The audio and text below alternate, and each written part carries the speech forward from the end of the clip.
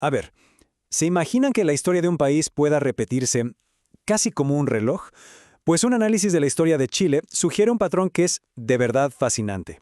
Cada 40 años, más o menos, estalla una crisis política violenta. Vamos a meternos de lleno en esta teoría. Miren, esta línea de tiempo es impresionante. Desde la independencia, Chile ha vivido una gran ruptura violenta con una regularidad que la verdad asombra. Fíjense en los espacios de tiempo: 41 años para la Guerra Civil de 1851, 40 para la de 1891, 41 para la República Socialista, otros 41 para el golpe de 1973 y bueno, 46 años para el estallido de 2019. Es un patrón que de alguna manera pide una explicación. Bien, para tratar de entender este fenómeno, en este análisis vamos a explorar 5 elementos que son claves según el material de origen: la idea de fondo, el rol de la memoria, quiénes son los protagonistas, el detonante económico y, algo muy curioso, la ceguera de las élites. Ok, vamos a profundizar en esto. El análisis se apoya en 2 ideas históricas que son fundamentales para armar el rompecabezas de esta recurrencia. La primera idea es del historiador Arnold Toynbee. Él planteaba algo bastante lógico. Las sociedades crecen o se estancan dependiendo de cómo responden a sus grandes desafíos. Si la respuesta no es buena, el problema no se soluciona de raíz, y como sugiere la fuente, en Chile vuelve a aparecer una y otra vez, listo para que lo enfrente una nueva generación. Y claro, esto conecta perfecto con la famosa frase de Cicerón. La fuente sostiene que es el olvido, la pérdida de la memoria histórica, el motor que permite que estos problemas mal resueltos regresen. Y esto nos lleva directo al primer ingrediente de nuestro ciclo. Aquí está la médula del asunto, el por qué el ciclo dura unos 40 años. Se trata, básicamente, del tiempo que le toma a una sociedad olvidar el dolor y el trauma de su última gran crisis. El modelo que presenta la fuente es súper simple, pero muy potente. Piénsenlo así. La primera generación, la de los abuelos, vivió la violencia en carne propia. Aprendieron la lección por las malas. Sus hijos, la segunda generación, crecieron escuchando esas historias de horror y valoraron la paz por encima de todo. Pero para la tercera generación, los nietos, esas historias ya suenan lejanas, casi como un mito. Se convierten, como dice el texto, en una hoja en blanco, listos para cometer los mismos errores sin siquiera saberlo. Entonces, si el olvido prepara el terreno, ¿quién prende la mecha? El análisis identifica un actor que se repite en cada uno de estos 6 momentos históricos: un movimiento de jóvenes revolucionarios. Lo más interesante es ver cómo evoluciona esta juventud.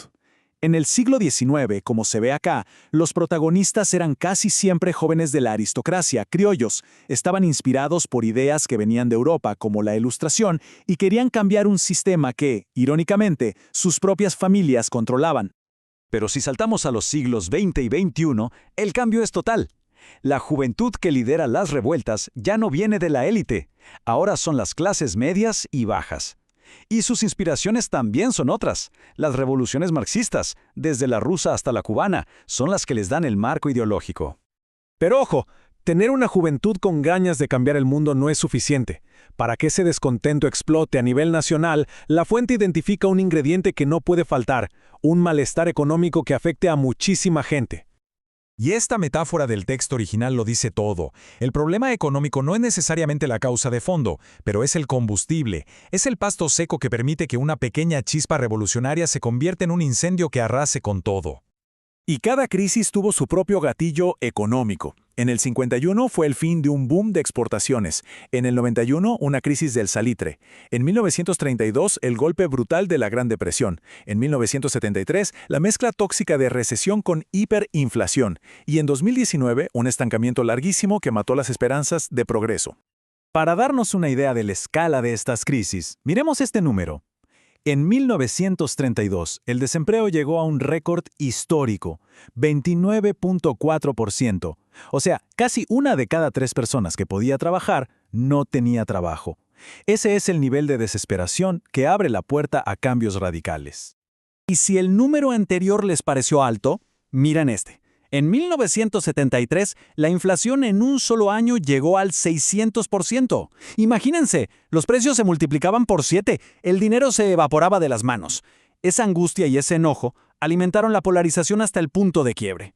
Lo que pasó en 2019 tuvo un combustible un poco distinto. No fue un colapso, sino un estancamiento. Como se ve en el gráfico, la economía pasó de crecer a un ritmo del 4% a menos del 2% al año, y lo que es peor, el crecimiento por persona, el famoso PIB per cápita, fue casi cero durante 5 años. La sensación de que el país se había estancado fue lo que generó una frustración enorme. Y con esto llegamos al último ingrediente del ciclo, y tal vez el más sorprendente. A pesar de que las señales estaban ahí, en cada uno de estos 6 casos, la crisis agarró completamente por sorpresa a la gente que estaba en el poder. El caso de 1851 es el ejemplo perfecto. Desde afuera, muchos intelectuales veían a Chile como un modelo de estabilidad, un faro de luz en la región. Pero justo en ese momento de aparente calma, el país se hundió en una guerra civil terrible. O miremos 1932. El presidente Montero había ganado las elecciones con un 64% de los votos, una legitimidad que parecía a prueba de balas, ¿no? Bueno, solo 8 meses después lo derrocó un golpe militar que nadie en su gobierno se esperaba. Y esta cita es quizás el ejemplo más claro y reciente. Solo días antes de que el país se incendiara en la peor crisis social en décadas, el propio presidente describía a Chile como un oasis. Esto nos muestra el tremendo punto ciego que parece afectar a los líderes justo antes del desastre. Entonces, para resumir, el punto central es este. Según la teoría de la fuente, la receta para una crisis violenta en Chile necesita de estos 5 ingredientes: un tiempo suficiente para que la gente se olvide, una nueva generación que no vivió el trauma, una juventud movilizada, una economía que genera frustración y por último un liderazgo que no ve venir la tormenta. Y todo esto nos deja con una pregunta flotando en el aire. Si el estallido de 2019 puso el contador en cero otra vez, ¿significa que Chile está condenado a vivir otra crisis violenta por allá por el año 2060? La historia, según este análisis, nos deja una advertencia muy clara. Pero claro, el futuro todavía no está escrito.